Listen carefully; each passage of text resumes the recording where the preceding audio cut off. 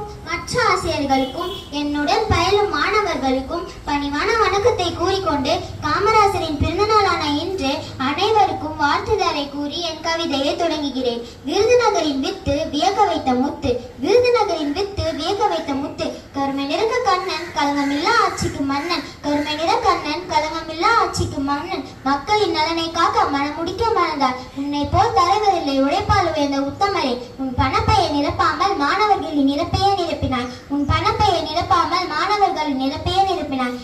கரை வேட்டி மட்டும் கட்டியிருந்தாய் கரைப்படியாத கரங்கள் பெற்றிருந்தாய், கரை வேட்டி மட்டும் கட்டியிருந்தாய் கரைப்படியாத கரங்கள் பெற்றிருந்தாய். தாகம் தீர்க்க அணைகள் தந்தது உன் கைகள், தொழில்துறையில் மாற்றம் தந்து தொழிலாளர்களை உருவாக்கினாய். அழகு தமிழே உன் பேச்சு சமத்துவம் என்பது உன் மூச்சு, அழகு தமிழே உன் பேச்சு சமத்துவம் என்பது உன் மூச்சு.